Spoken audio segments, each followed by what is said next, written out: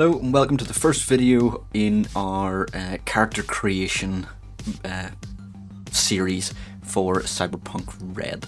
So as you've seen, or if you've seen the older videos of the Jumpstart kit, you'll know that there wasn't really any character creation. Now there is, and that's the first thing we're going to go through in our series of videos. So in Cyberpunk Red there are three ways of making a character. That is Street Rat, Edge Runner and Complete Package, and basically they're sort of in ascending orders of difficulty. Street Rat is a template, so a bit like what you would have seen in the Jumpstart kit. Edge Runner has a bit more customizability in it, and then Complete Package is full customizability. You put in what you want. If you have a really good idea for a character, or you just want to start rolling things, see how it goes, Complete Package is the way to go. Running through this, I'm going to be making a character. I'm going to be using the Complete Package method. However, I will stop at points and show this is what an Edge Runner would do, this is what Street Rat would do to get the various stats. But one thing that is common across all of them is at the start you pick your role. If you have the core rulebook, there is this page here that you can see on the screen now. It is page 41, and it carries on 42. And it is quite a nice flowchart of how to actually make a character. So if you don't want to wait for all these videos to come out and you want to run through it yourself, this flowchart will tell you, this is what you need to do at each point, and it'll tell you which page to go to do it. It is very simple. Actually, it's one of the better character creation tutorials that I've seen in a game. Okay, so the first thing that everyone's going to do, whether you're making a character through Street Rat, Edge Runner or Complete Package, is pick a role. So I'm just going to very quickly go over the roles and then we'll get into Lifepath.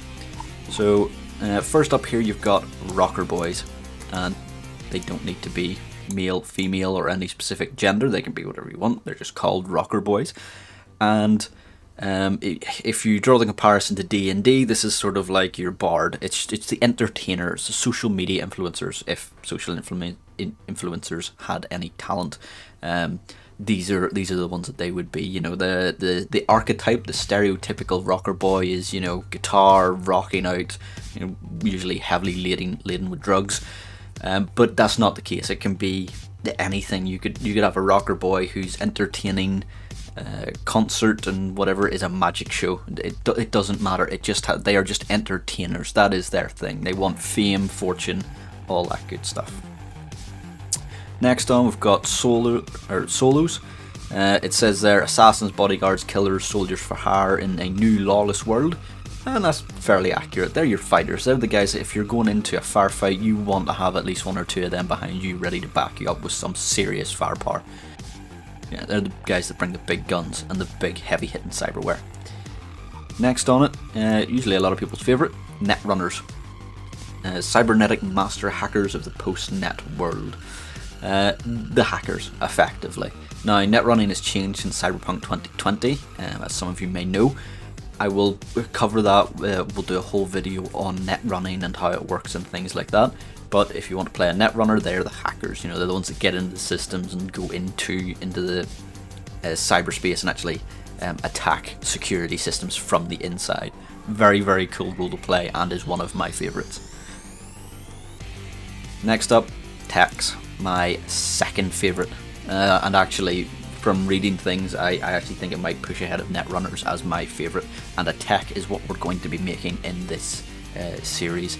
Techs are your inventors. They're the mechanics, the people who maintain everything. And if you think about the world of Cyberpunk, everything is ran by a machine or a computer or something like that. They need people to fix them, they need people to break them, and they need people to invent new things. The techs are the people who do that. Next up, Medtech, healer, basically. But they are very closely tied to techs because so many people have cybernetics. They actually need to know about as much about technology and cyberware and stuff like that as they need to know about the human anatomy. In fact, probably leaning more towards the cyberware side of things. So, they're not just your cut and run doctors, but cool things with medtechs is that they can fit cyberware if they have the points in it. So it's a very cool thing. If you have a medtech in your squad, you're in a good standing. Next up, we've got medias. Essentially reporters. Now this could be swing few ways, they could be as it says there, media stars, social influencers, all that good stuff. So, you know, I said there about rocker boys being social influencers is a different categories, but same idea. You know, the Instagram models type thing. That could be your media. It could also be, you know, a plucky journalist working for a local news, trying to uncover all of the shit that the corpos are doing. It could be that. Or maybe you work for one of the big news companies trying to cover up and smooth over all the stuff that the corpos are doing. It could be either. Execs, they're the corpos. They're the people working for the corporations. Now, some people say that if you're working as an exec, if you know you're inherently evil because you're working for the man, but that may not be the case. Execs have a very comfortable life right from the start. They're one of the few roles that actually get good housing, good accommodation right at the start. And, you know, you could justify that, well, someone's got to work for the corpos. May as well be you, may as well have a comfortable life out of it. And, you know, you could be working from the inside trying to bring them down or doing some corporate espionage. Execs are a very cool role to play. But speak to your GM about picking an exec, because usually, you know, you need to have all of your people working together, and execs sometimes sit outside with some of the other roles depending on the area that they're in. Lawmen, police. Closest thing, and it is only slightly, closest thing you could get to a good guy in this. You're a cop, effectively. You're patrolling the streets, trying to keep things right. Or maybe not. Maybe you're a corrupt cop. Maybe you're working with an exec, keeping things under the radar. Fixers. Again, there's not much in it, but you could call these bad guys. These are the guys who organise things. They're dealing information. They get people jobs, and they make sure that when those jobs happen, that the right people get paid the right amount. A fixer in your group is very, very helpful because they can get things that other people can't. Nomads. Well, nomads are nomads. They're the smugglers, the people who live on the road, live by the car. Think Fast and the Furious style, if Fast and the Furious was good. These are the people that actually do a lot of deliveries and things. So as it says there, smugglers are the world who keep the world connected. Nomads, they're needed. You need something delivered somewhere. A nomad's a good bet to put it onto. And they come with cars and good equipment. So always handy to have a nomad nearby. Okay, so with each role, they have a role ability. It starts going into it here. I'm not going to cover each individual role ability. If you pick a role, and that's one you want, they're fairly self-explanatory. As I'd said, I know that I'm going to be picking a tech, so we're going to take a look at the tech's role ability. So this is the sheet for a tech. There's one like this for all the characters in the core rulebook. And down at the bottom here you can see role ability maker. And basically that means that the tech is able to make a role to, as it says there, fix, improve, modify, make and invent new items. And whenever this ability rank increases, you can gain an additional rank in 2 sub-specialties, so 2 maker specialties. So that's, in this case, it's repairing, upgrading, fabricating, or inventing. Now, it doesn't mean that you can't do these things if you don't take points in them, it just means you're better at it. So if you wanted to be better at inventing new things, or just building things that you already know exist, you know, you would put points into inventing and fabricating, things like that. So each role ability is unique to the role, and they all have slightly different things that they affect. So make sure that you check out your role ability for whatever role you want to play. Okay, so we have our role picked. We know that we are going to be attack. Now we need to do our life path. Now the life path, apart from cultural origins, is mostly role playing. For role-playing purposes. There is an enemies and allies section which you can play off in the game. You know, if you're like, oh, I've got an ally, I'm going to try and call them up for a favour, things like that. You can do that. And again, there is an enemy section which your GM could use to make sure that you bump into someone who really doesn't like you. So there's flavours like that, but for the most part, it's for role-playing purposes. It's to try and build your character so that you know who they are. And there's a couple of ways you can do this. As you can see, we're on cultural origins, and as you can see here, we have a table, and all the life path stuff works very similarly. You have a table, you roll a die against it, and you pick whichever one is in that roll. You can also just go through and pick whichever one you want. and depending on your GM, speak to them, you can just fill these things out yourself. If you have an idea for a character and they're not in these tables, you are not limited to them. You can just fill out whatever you want in these areas. But speak to your GM, because they may want to omit a few things. They might like, no, well, we don't want any Russian characters in this because you're going to be fighting Russians, and if you're Russian you might know him, and then you'll have to shoot this guy that you know, maybe you grew up together.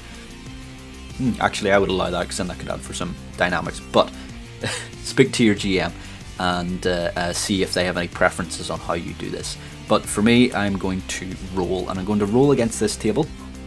There are several others that you'll need to work through. I'm going to do them off camera so that we're not just sitting here rolling each time. Whenever we get to a point where you have to do something different, I will show you what that is. So for this one, it's fairly straightforward. We need to know where are we from, where in the world we are from. So I'm going to roll my d10. That's a 2. So my tech is from South and Central America. And in here you can see languages you might know, and pick one for your group. So I might know German, Portuguese, Mayan, Spanish, or like English, and you can pick any of these, but you can only pick one, and you get a 4 bonus in your skills to that language. I'll show that whenever we fill out the skills section, but you just need to note this down, that this is an additional language that you know. Street Rat is the common language that everyone knows. So if you think of D&D common, that's what most people speak. Street Rat is the variation here, so that's why you'll see English is listed in most of these, because it's not actually a common language, even though we're in America. Street Rat is the common one. So in this case, I'm going to pick Spanish. I'm going to say Spanish because he's from Central America. He's in the Mexican area, so I'm going to say that he also knows Spanish. Right, now I'm going to roll through the rest of the tables. As you can see, there is a nice flowchart. Then goes down here, see your personality, and we're going to roll through them. So I'm going to go through, roll all these. Whenever I get to a table that rolls differently, I will bring these back. Okay, so this is your dress and personal style. It works very similarly. You roll a d10, but you do it you can do it for each column, or you can do it as a row. So let's say you wanted to have a different clothing style to your hairstyle. You can roll on this table twice and then pick one from each column, or you can just go ahead and pick one whichever you envision your character to look like. So for me, I'm going to roll each column separately. So that's 10. So Asia Pop is his clothing style, and that's 5, so he's bald. So Asian Pop and bald. Okay, so we've rolled through most of it, and now we're on to friends and enemies. And this one rolls a bit differently. What you do is you roll a d10, subtract 7, and that will tell you how many friends you've made in life. And it can be 0, but it can only be 0. You can't go into minus friends. And so you roll that to get the number of friends you have, and then for each friend you have, you roll against this table. So let me roll my d10. That's a 7, so I have no friends. But if I did have, let's say I had 2 friends, I would roll twice on this table to see who those friends are. But in this case, no friends for me. So let's move on to enemies.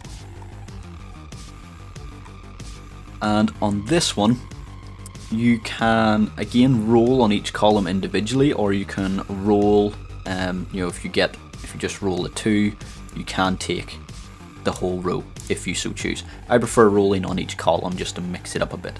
But on this one, again, you roll a d7, subtract 7.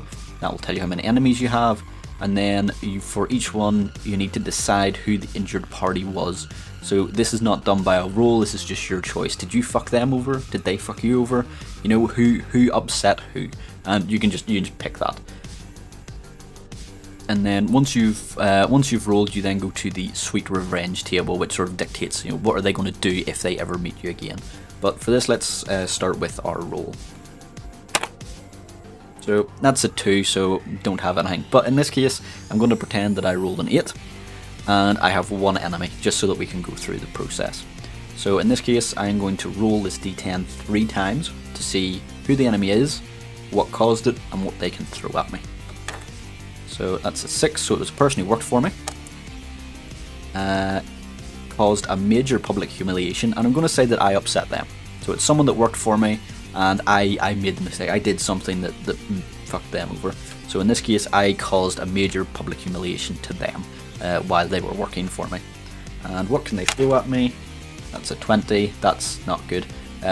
They can throw an entire city or government agency at me. So that's I really upset this person, and now they have some serious pull. Maybe they're an exec now, and they've got command of massive corp. Maybe they're in the government or something like that, and they can really throw some stuff at me. So now that we know that, so it was a person working for me. I caused a public humiliation, and they can throw an entire city. And let's fill that out in the character sheet before I forget. So it is down here, as you can see. Friends, got nothing. Enemies, who? It's a co-worker, what caused it? Not sure if that's how you spell humiliation, but we'll be alright. A city, they can throw a city at us, we'll just keep it as that. And what's going to happen? So this is where we roll on the Sweet Revenge table. So roll a d10 and you pick one of these. So that's a 9. So set them up for a crime or transgression they didn't commit. Now this is this will be used by your DM or your GM. Really, they're going to look at this and see how they can maybe work this in. I might give them a few ideas of like an enemy that might cause issues, and it's basically just if they become aware that they're in my area, I'm going to take them down. This table sort of says what it is they're going to do if and when they find that out. So I'm going to stick this in the character sheet. Something about this character sheet that I will point out, the PDF version, is that the boxes are limited in size, so sometimes you have to just abridge things, so I'm just going to shorten that to set them up for a crime. Okay, now we're on the tragic love affair. So basically this is any love affair that's ended badly. It does the same way as enemies and friends. You roll a d10 and subtract 7. So in this case 1, so no love affairs. My guy just doesn't know anyone. He's never met anyone. He's worked with one person and he fucked them over, and that's it, avoided everyone else. So no tragic love affairs, but this one works very similar to the friends table. You subtract 7, whatever that number is, you roll that many times against this table, and that tells you what how each love affair ended, or what happened in it. And the last thing that we need to do in our life path is our life goals. What is our end goal? What is it we want to get out of life? And again, it's just a single d10. That's a 9. So gain fame and recognition. So we'll copy that, and we'll put that into the character sheet. Okay, so now what we need to do is our role-based life paths. So these are specific to your role. So a rocker boy is going to have a very different life to a solo or a netrunner or a tech. So there are specific tables that you roll against for them. We're a tech, so if you have the PDF version, you can just click on this and it'll take you to it. Or if you have the book, you can flick to the relevant page. And this works exactly the same as what we've been doing. You roll a d10 and go through. Again, I'd like to reiterate, you can just pick one. If you have an idea of what your character is like, you can just pick these, or you can just write it in as to what they are. The role-based life path, though, I think it's good to take from the tables, just because, especially if you're new to Cyberpunk, you don't necessarily know what the world is like. These tables sort of help give you that background, that sort of edging in what they've been doing up till now. So I'm going to go ahead and roll all of these. You will note some of them you roll a d6 instead of a d10. And once we've got that done, we're going to take a look at the character sheet filled out in the life path and run through it. Okay, and we're done. We now have a life path filled out. Now you will notice that the gear is empty. That's because we do that later on. Same with the fashion and the housing you could fill out now. But generally speak to your GM. By default, most characters they start out in cargo container housing unless you're an exec. But your GM may start you at a different point or in a different housing situation. So let's go through what we've got. Cultural origins from South America. He's arrogant, proud and aloof. His clothing style is Asia pop, bald. He values his family most, but his feelings about people are to wipe them all out. Doesn't care much about people. His most valued person is a friend. Most valued possession, a piece of clothing. That's up to me to determine. I'll think of something, I'm sure. Family background, urban homeless. So he grew up on the streets. He, didn't really have anywhere to live. And childhood environment, a nomad pack. Which actually that one makes sense with the homeless. He's homeless. He didn't have anywhere to go. He got picked up by some nomads, and they took him under his wing. Maybe he got good with tech by maintaining their vehicles. His family crisis. His family's imprisoned. He's the only one who escaped. And life goals to gain fame and recognition. So you can see some of them are a bit disjointed from rolling, but I think you can bundle that in and it makes a really nice flawed character that you can really build on. For no friends, no tragic love affairs, does have an enemy who is a co-worker, caused by public humiliation. I did something that messed them up. They can throw an entire city or agency at me, so they're pretty powerful, and what's going to happen is they're going to try and set me up for a crime that I didn't commit. And then here we've got the role-specific life path stuff in here. This is just a box because they vary depending on the role as to how many things you roll against. So you just type in what each box is and then put the answer underneath. So type of tech, he's a nautical mechanic. Doesn't quite make sense with the Nomads, but maybe he worked on boats. Everything's color coded, but it's still a nightmare. It's a sort of style of maintaining things. His clients, local nomads and fixers who bring you found tech to repair. Makes sense, he's probably got in with a few nomads. Where does he get his gear? He's got a few back doors into a few corpo warehouses. And who's gunning for you? An old client who thinks you screwed them over. Could be tied in with the co-worker maybe something to do with humiliation. So that is the life path done. So that's the background, that's what our characters looks like, feels like. And what we're going to move on to in the next video is the mechanics, start going into stats and skills and things like that. So we'll get to that in the next video. I'll see you then.